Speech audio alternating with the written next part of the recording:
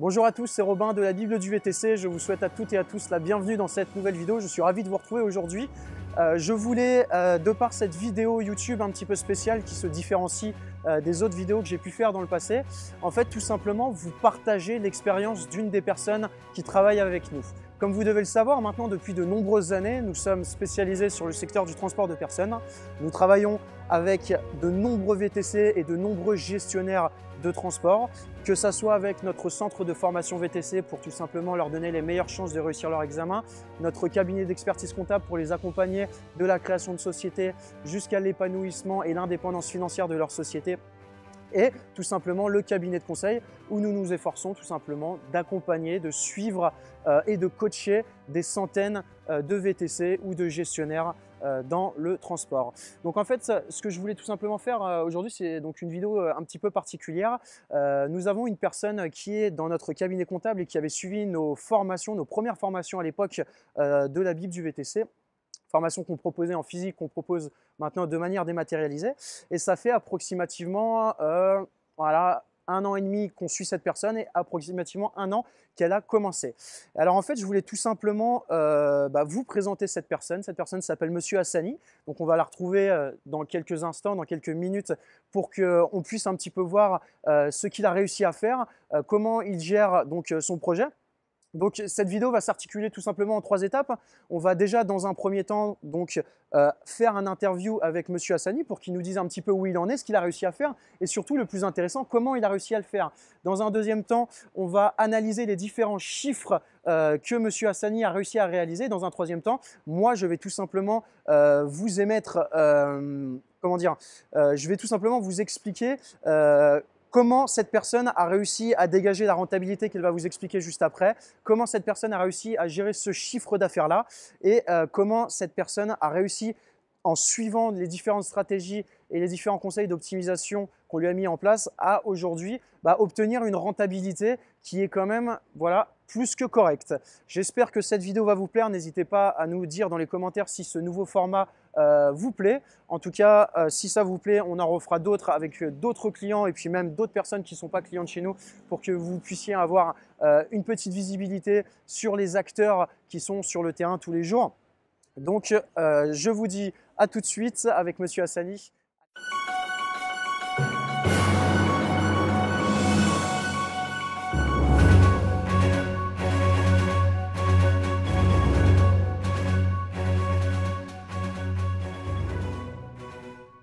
Monsieur Hassani, déjà merci de nous accorder ce petit interview. Donc je vais vous laisser. Je vous en prie. Je vous remercie de m'avoir déjà invité à venir faire ça.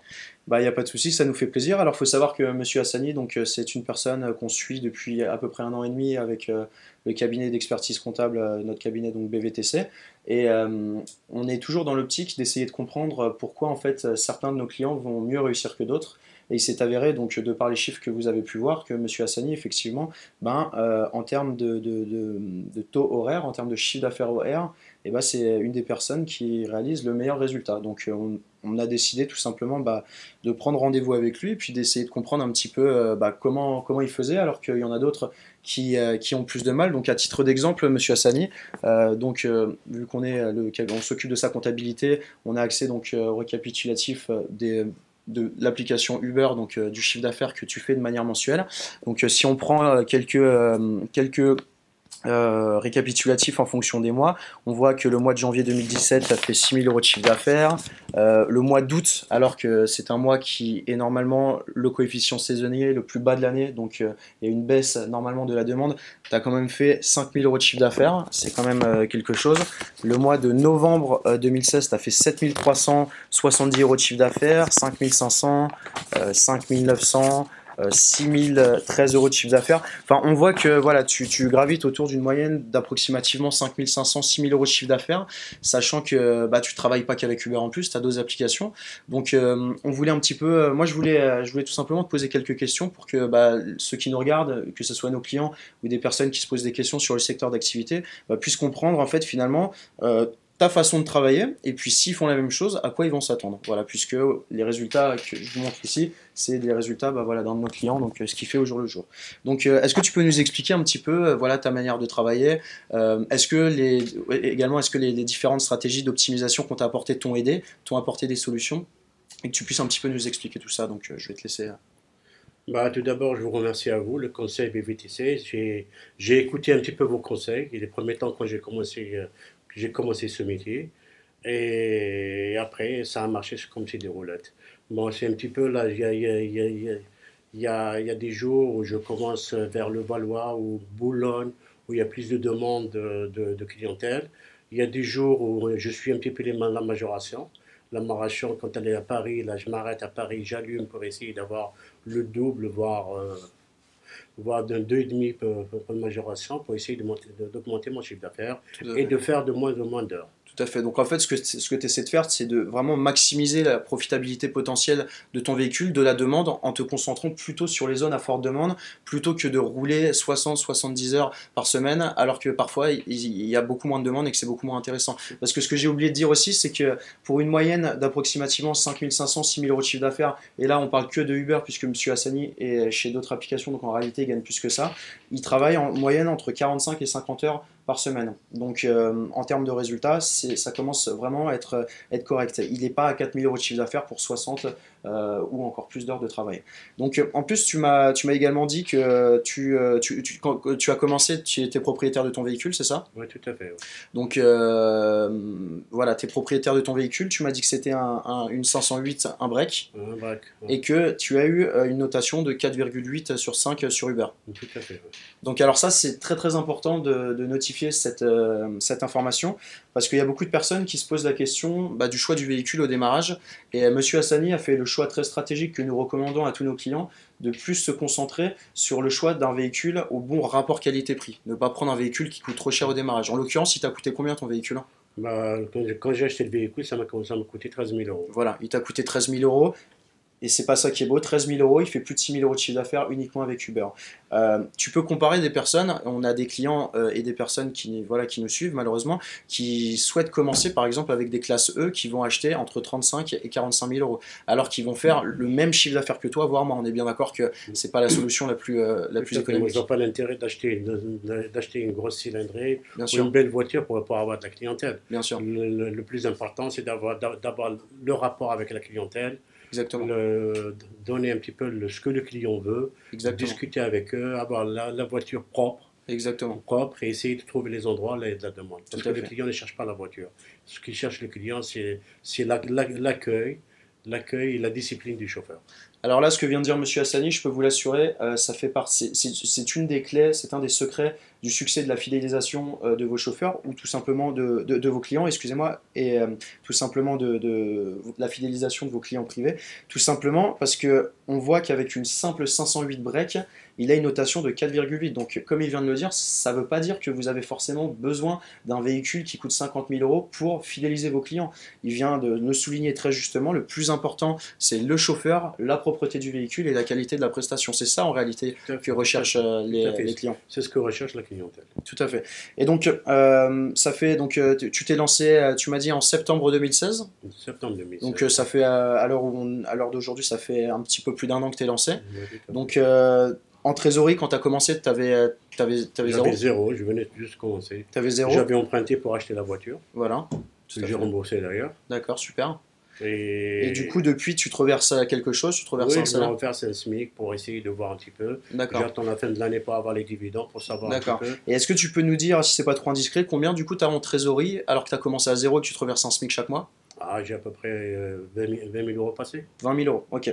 Donc là, c'est vraiment pas mal. Hein. Ce qu'il faut voir, c'est que M. Hassani, donc, pour entre 45 et 50 heures de travail en moyenne par mois, peut se reverser un SMIC et surtout va pouvoir toucher près de 20 000 euros de dividendes. Donc, comme vous le savez, les dividendes sont taxés en fonction du montant que vous allez vous reverser, mais en l'occurrence, il va payer entre 10 et 11% sur ces 20 000 euros, ce qui va, à la fin de l'année, lui permettre de pouvoir toucher un revenu beaucoup plus complémentaire que le salaire que vous reversez actuellement aujourd'hui. J'espère, c'est le but. Voilà. Merci, merci pour toutes ces informations, Monsieur Hassani. Est-ce que tu pourrais donner un conseil pour toutes les personnes qui se lancent ou peut-être toutes les personnes qui ont des difficultés, un conseil pour que voilà, ils puissent réussir un peu toi comme tu réussis? Moi, comment j'ai réussi d'abord quand je suis arrivé, c'est BVT Conseil.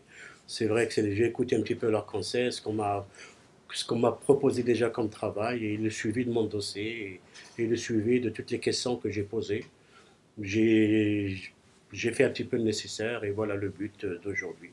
Eh ben, c'est super. En tout cas, tu peux compter sur nous pour la suite. On t'accompagnera dans ton développement. Ah ben, merci beaucoup. Et j'espère qu'on pourra accompagner des personnes qui réussiront autant que toi. C'est ce qu'on souhaite vraiment. J'espère. De toute façon, moi, je conseille tous mes amis qui veulent chercher un cabinet comptable comme le vôtre. C'est gentil. J'en ai déjà fait. Il y en a qui viennent vers vous. C'est gentil. Et je souhaiterais. C'est gentil. Je souhaite que bon, ça continue comme ça. C'est pas grâce qu'au cabinet comptable, bien évidemment, c'est grâce à vous. Il faut pas l'oublier. Hein. Oui, on est toujours voilà, maître de soi-même. Et puis, c'est en passant à l'action avec les bonnes stratégies. Effectivement, quand on est accompagné, quand on est formé, c'est plus facile de prendre les bonnes décisions. Mais c'est vous qui restez maître à bord. Il faut pas l'oublier. Donc, merci. Merci. Je te dis à très bientôt. Merci à vous. Si vous avez des questions, n'hésitez pas à nous contacter. On se fera un plaisir de vous y répondre. Bye bye. Ciao, ciao.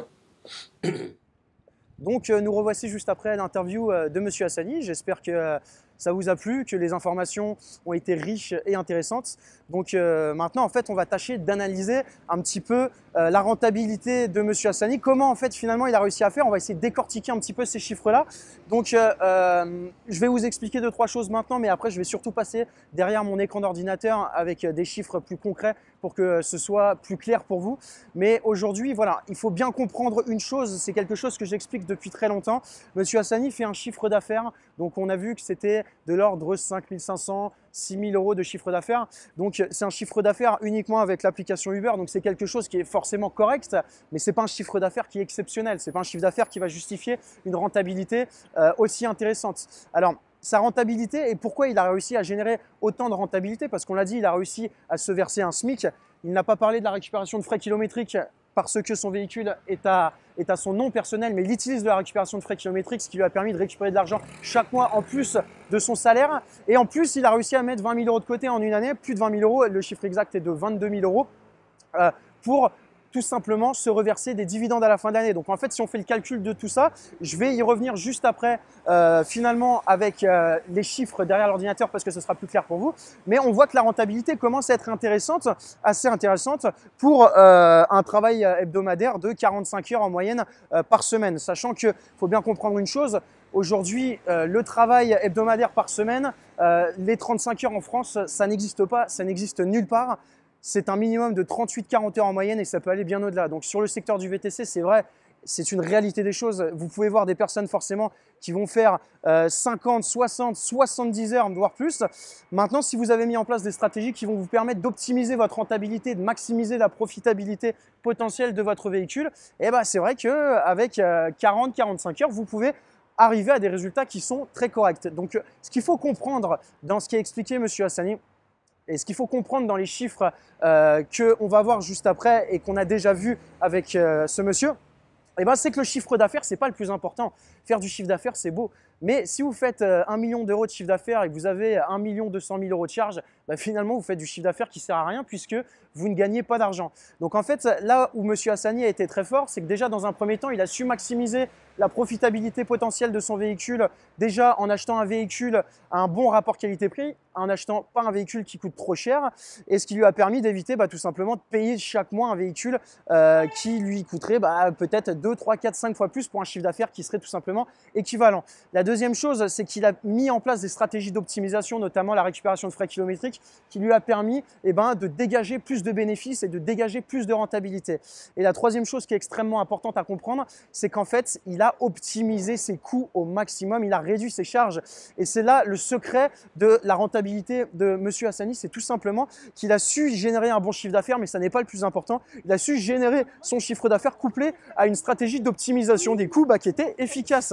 Et tout simplement, ce qui lui a permis tout en ne faisant pas un chiffre d'affaires exceptionnel, parce que je vous le rappelle, M. Hassani ne travaille que sur application. Il aurait pu décider tout simplement de travailler avec des clients privés. Il a décidé de rester sur application pour des raisons qui lui sont personnelles, mais il aurait pu encore augmenter ce chiffre d'affaires-là s'il avait décidé tout simplement de travailler avec des clients privés. Maintenant, avec ce chiffre sur application et des stratégies d'optimisation des coûts qu'il a mis en parallèle, il a réussi à dégager une rentabilité qui est plus qu'intéressante. Maintenant, ce que je vous propose, c'est qu'on passe directement derrière l'ordinateur, qu'on décortique et qu'on analyse tous ces chiffres. Allez, on y va maintenant, go! On puisse un petit peu décortiquer, analyser et comprendre vraiment en détail les chiffres de Monsieur Hassani.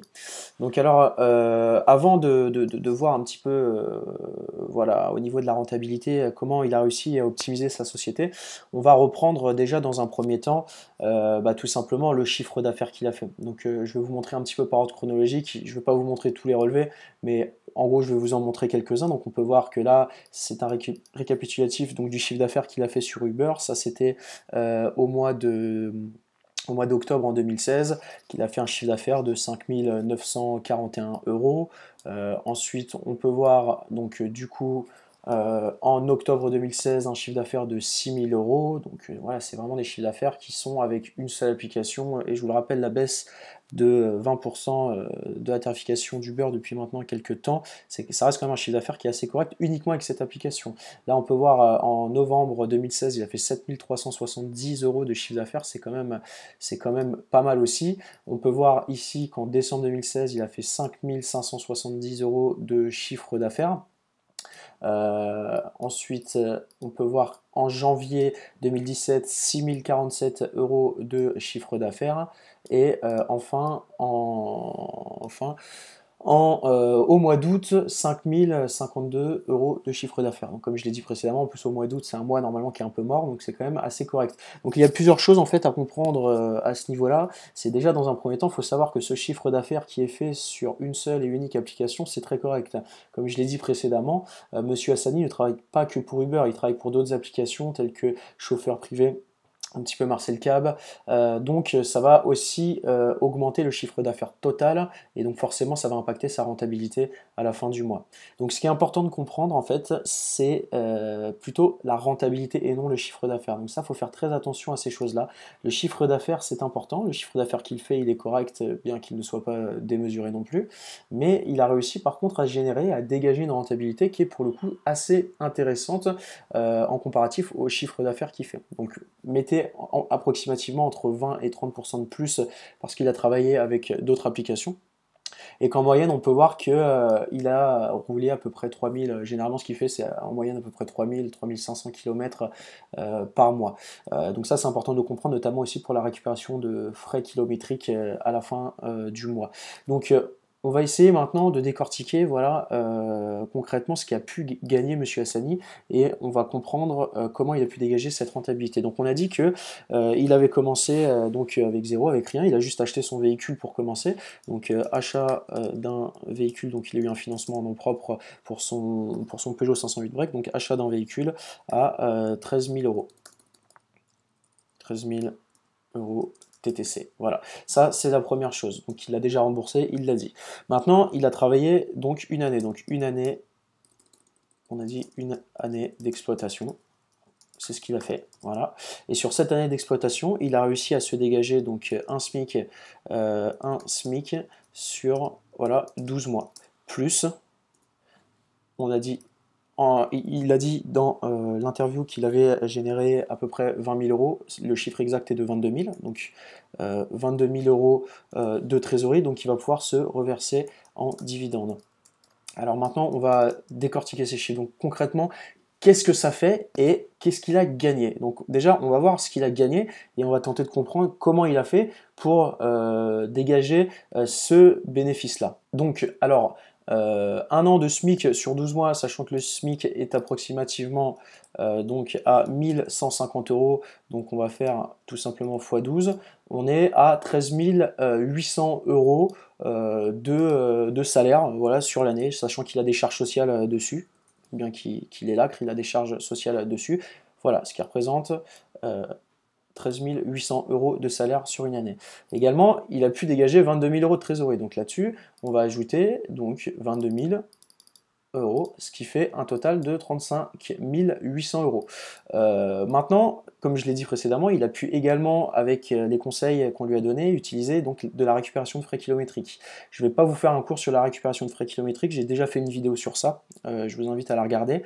Mais en gros, il peut récupérer donc des frais kilométriques chaque mois. La contrepartie, c'est qu'il doit tout simplement payer les frais de son véhicule, donc assurance, entretien, essence en nom propre. Mais grosso modo, avec le nombre de kilomètres qu'il fait entre 3000 et 3005, on a fait le calcul, il a pu dégager à peu près 500 euros de récupération de frais kilométriques. Donc ces 500 euros de frais kilométriques, c'est la même chose, donc on les ajoute à ces 35 800, donc 500 euros fois 12, ça fait 6000, plus, donc on a dit 22 000 plus 13 800, on arrive à un total de 41 000, donc une rentabilité, un net qui va dans sa poche, c'est pas une rentabilité brute, une rentabilité nette de, on a dit 41 800 euros. Donc ça, maintenant, on va vraiment tenter de comprendre ce que ça fait concrètement. 41 800 euros, qu'est-ce que c'est? Alors 41 800 euros qui va vraiment toucher dans sa poche. Donc attention, là je fais une petite erreur, c'est pas exactement 41 800 euros, puisque sur les 22 000 euros de trésorerie, s'il veut se les reverser en dividende, il va devoir payer 15% sur ces 22 000. Donc 15% de 22 000, ça fait approximativement 2200, ça fait, alors, je vais vous le dire, ça fait 22 000 divisé par 1,15, 19 130, donc 22 000 moins 19 130, ça fait 2870, d'accord, donc 22 000 moins 2870, c'est exactement ce que ça fait. Donc il va toucher 19 131 euros directement, donc plus les 13 800 euros, on a dit, hein, les 13 800 euros, 32 930, plus la récupération de frais kilométriques, on a dit qu'on était à 6 000 euros, on est à 38 930. Donc j'ai fait une petite erreur parce que j'ai pas 38 930 puisque je n'ai pas pris en compte effectivement donc l'imposition et les taxes sur les dividendes. Donc il va avoir une rentabilité de 39 930 euros.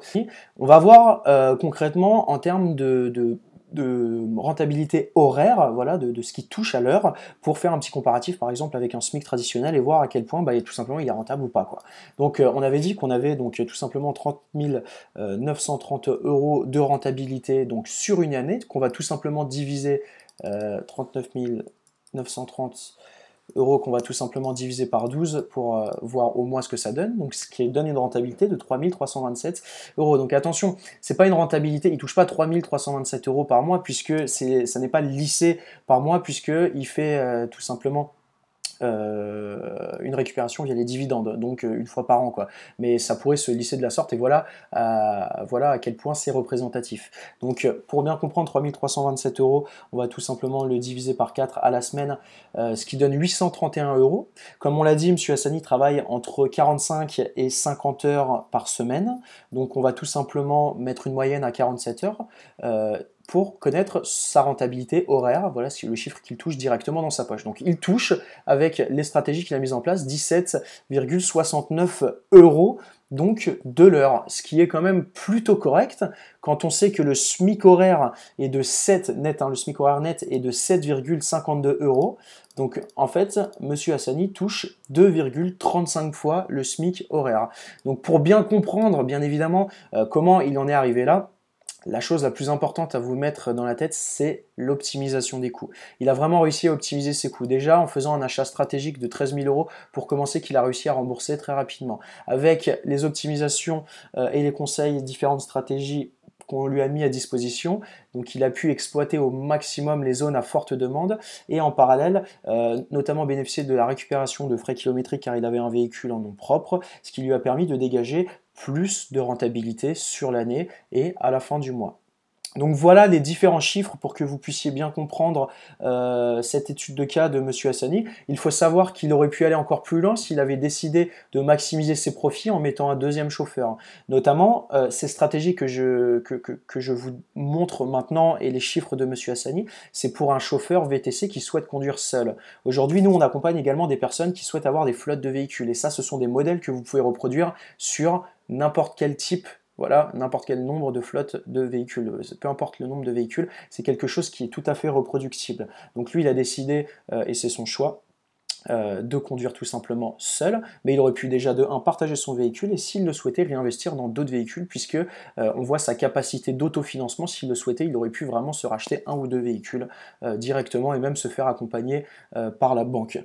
Voilà, concernant les chiffres, je vais maintenant repasser de l'autre côté pour vous faire une petite conclusion. Donc voilà, cette vidéo est terminée, j'espère que ça vous a plu. Le fait de l'avoir fait sous plusieurs formats, donc dans un premier temps une petite introduction, ensuite l'interview, puis une petite analyse à chaud, une analyse derrière l'ordinateur avec des chiffres qui vous explique un petit peu exactement comment il a réussi finalement à procéder. C'est un nouveau format que j'ai décidé de tester pour que vous puissiez voir un petit peu la réalité des choses et surtout les comprendre et que ce soit simple et clair pour vous. J'espère que j'ai été assez clair dans les différentes explications. Si c'est quelque chose qui vous a plu, tout simplement, je vous invite à me dire en commentaire si vous voulez qu'on recommence avec d'autres personnes, d'autres clients et avec d'autres profils. C'est tout pour moi, je vous dis à très bientôt. Encore une fois, n'hésitez pas à nous contacter sur la Bible du VTC ou notre cabinet d'expertise comptable. On peut vous accompagner comme Monsieur Hassani, comme nous on l'a fait, donc de la création de société jusqu'à la comptabilité et jusqu'à l'accompagnement pour que vous puissiez dégager un maximum de bénéfices. C'est ce qu'on fait aujourd'hui avec des centaines et des centaines de clients. Vous êtes les bienvenus si vous voulez venir chez nous. Je conclurai pour vous inviter à cliquer sur le lien dans la description. Vous êtes libre de télécharger notre toute dernière formation « Comment vivre de sa société VTC » où j'explique ce type de stratégie ainsi que beaucoup d'autres. Libre à vous de cliquer et de recevoir par mail ces 3 jours de formation. C'est tout pour moi, je vous dis à bientôt et je vous souhaite une excellente journée. Ciao, ciao.